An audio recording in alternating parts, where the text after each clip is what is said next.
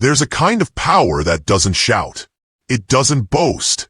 It doesn't beg for attention. It just walks into the room and changes the energy. No words, no performance, just presence. You've felt it before when someone enters and everyone quiets down without knowing why. That's not charisma. That's not luck. That's something deeper. It's the silent power the Stoics mastered, and it still works today. Before we dive in, just do one thing. If this message already feels like something you've been needing, hit the like button and subscribe. It takes less than a second, but helps this kind of content reach more people who want real inner strength, not empty motivation. Now, let's uncover what the Stoics knew, and what you've probably been missing. True power isn't performed. There's a reason why some people walk into a room and command respect without speaking. They don't need to wave their hands or raise their voices. They don't need to flex their achievements, show off their confidence, or prove they belong. Their presence alone says everything. And here's the twist. They're not trying to impress you. They're not performing. That's what makes them powerful. True power isn't loud. It's not theatrical. It's not something you market with every word or every post online. It's something you carry, something you earn. And the Stoics understood this better than anyone. Marcus Aurelius ruled the Roman Empire, the most powerful man of his time.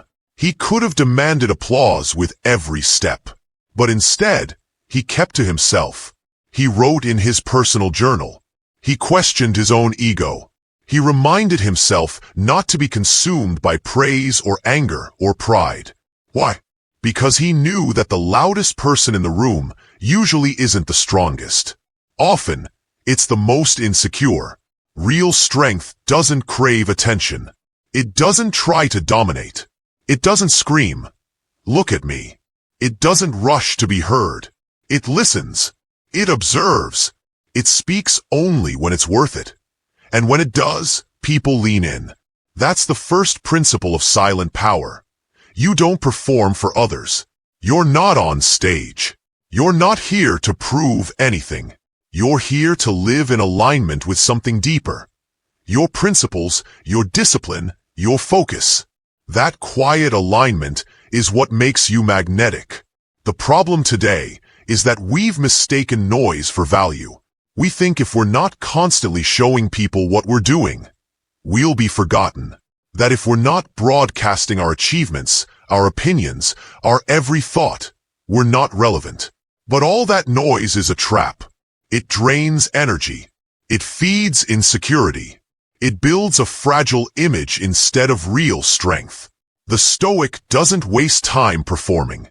He builds substance. He builds character. He lets the results speak for themselves. He knows that a quiet man with clear values, calm presence, and disciplined habits will always outlast the man who lives for claps and clicks. There's a deep kind of confidence that comes from not needing validation. It doesn't mean you don't care. It just means you don't depend on it. You don't let the crowd decide your value. You don't need applause to feel worthy. You don't need to be seen to know you're strong. And ironically, that's exactly what makes people see you. In a world obsessed with attention, the man who doesn't chase it becomes a mystery. People wonder what you're thinking, why you're so calm, why you don't need the spotlight. That's the power of restraint. It's not emptiness, it's control. It's the quiet man in the corner who's not fidgeting, not explaining, not defending himself. He's just present, focused, sure of himself. That's the man everyone notices, but no one fully understands. And here's the second truth. When you stop performing, you start living. You stop shaping your behavior around what other people expect. You start doing what's right, not what looks right. You become intentional, grounded, rooted in something stronger than approval. The Stoic path teaches you to let go of the performance, because it's the performance that creates anxiety. It's the pretending, the comparing, the chasing, That burns people out. It's exhausting to live for the crowd. So you train yourself out of that addiction. You don't broadcast every move. You don't explain every step. You let people wonder. Let them misunderstand you. You don't owe clarity to anyone but yourself. That's what silent power looks like. You know who you are. You know what you stand for. You speak when it's time. And you stay silent when it's better. You don't respond to every attack. You don't correct every rumor. You don't chase every insult. Because you're not playing the performance game. You're playing the long game. And the long game is built on self-mastery, self-respect, self-discipline. That's where power lives. Not in how many people you impress, but in how many moments you stay true to yourself without showing off. Seneca once said, "Be silent as to services you have rendered, but speak of favors you have received." In other words, let humility be louder than pride. Let character speak louder than words. Let your energy, your habits, and your stillness be the message. There's a confidence that comes when you stop needing to prove who you are. A peace that comes when you know you're solid, and you don't need anyone to tell you. And that peace, that grounded stillness, that quiet discipline, that's what draws people to you. People don't trust noise. They're drawn to those who speak less and mean more. Those who don't flinch under pressure. Those who remain composed when everyone else panics. That's what Stoics train for. Not popularity, not fame, but unshakable presence. So the next time you feel the urge to prove yourself, pause. Breathe. Ask yourself, am I acting from ego or from alignment? If it's ego, let it pass. If it's alignment, move with calm clarity. Don't rush. Don't explain. Don't perform. Because the most powerful man in the room isn't the one everyone hears. It's the one everyone watches even in silence. Controlled stillness commands attention. Stillness. Not paralysis. Not inaction. But controlled stillness. The kind that holds weight. The kind that draws eyes without asking. The kind that says, I am aware. I am present, and I am not moved unless I choose to be. In a world that's constantly rushing, endlessly reacting, and loudly seeking attention, stillness becomes power. And not just any power, but the kind that commands a room without a word. Think about it. How often do you see people who can't sit still for even 5 seconds? They check their phones compulsively. They twitch, they talk to fill silence. They fidget because they're uncomfortable with their own presence. And yet, the person who sits quietly still composed, even in the middle of chaos, immediately stands out. That's not a coincidence. That's biology. That's psychology. That's something ancient in all of us that responds to one who appears unmoved. The Stoics knew this. They practiced it. They weren't just thinkers. They were masters of their presence. When Marcus Aurelius walked into a room, it wasn't his crown that gave him authority. It was his calm, his steadiness, his unwillingness to be rushed or rattled by emotion. He had trained himself to slow down internally, even if the world around him was on fire. Controlled stillness isn't laziness. It's control. It's knowing that urgency is rarely your friend. That reaction is often a trap. That if you want to hold authority over your life and earn the respect of others, you have to start by mastering your energy. Stillness gives you an edge because most people are so easily provoked. They respond to everything.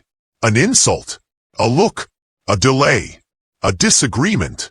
But the Stoic learns to absorb that initial hit and wait. They don't let the moment control them. They let it pass through them. And then they act, if it's worth acting on. This is not passive. This is patience with precision. You don't become powerful by showing how fast you can react. You become powerful by showing how little needs to move you. Stillness is not a personality trait. It's a skill, a daily choice. It begins with small moments, sitting in silence without distraction, waiting a few seconds before responding, resisting the urge to correct every misconception, pausing before you speak, breathing when your heart wants to race. You can train this. You can build this. And the world notices it. Because controlled stillness is rare, especially today. People don't know what to do with someone who doesn't flinch, who doesn't react, who doesn't need to explain or rush or perform.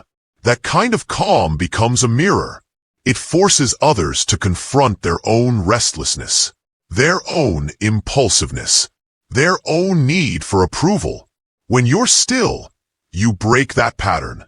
You become the anchor in the room, and anchors are respected. Think of a general surveying the battlefield. Does he panic? Does he shout instructions with sweat on his brow? No. He observes. Quietly. His men take their cues from his calm, because his calm tells them he sees something they don't. That's leadership. That's power. And it starts with stillness. Even in conversation, stillness makes your words hit harder. You're not rushing to fill every gap. You're not afraid of silence. You pause. You speak with weight. You own the space between your sentences. And when you stop talking, people stay silent, waiting to hear what you'll say next. That's the difference between speaking and being heard. Now, let's bring this to your daily life. You're stuck in traffic. Someone cuts you off. Most people react. Anger, horns, swearing. You stay still, not because it doesn't matter, but because it's not worth your peace. You're in a meeting. People are arguing, panicking, throwing out ideas. You listen. You don't rush. You speak only when your words bring clarity. And when you speak, they listen. You're with friends. Someone tries to bait you into gossip or drama. You don't play along. You smile. You stay silent. You choose not to feed that energy. And that choice, that stillness, earns respect, even if no one says it out loud. Over time, this becomes your signature.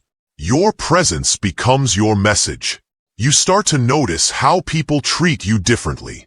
They think twice before raising their voice. They hesitate before disrespecting you.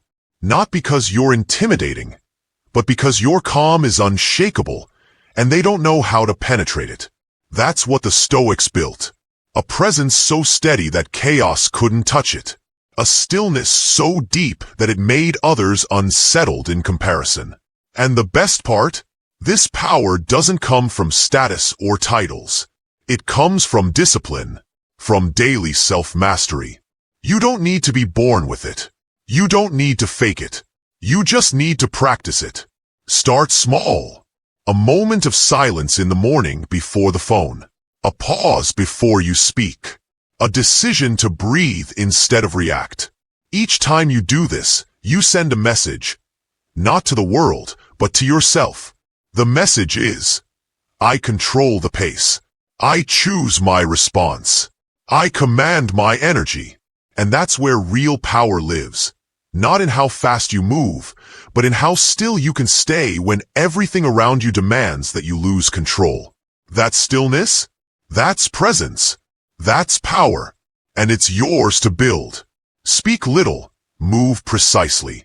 You ever notice how people who talk the most often say the least? Stoics knew this. They didn't avoid words out of shyness. They used words like a scalpel, carefully, intentionally, only when necessary. And that's what made them powerful. Seneca wrote, "Speech that's brief and clear becomes more powerful." So imagine the effect of combining clarity, silence, and discipline. You become unpredictable, unreadable. That doesn't make you cold. It makes you unshakable. In a world flooded with noise, precision becomes rare, and rare is always respected. Energy speaks louder than voice. The Stoic doesn't waste time convincing anyone. He doesn't beg to be understood. He doesn't over-explain. Why? Because he knows energy doesn't lie. When your mind is clear and your emotions are stable, people feel it. You could walk into a room without saying a single word, and people will still know you're not someone to mess with.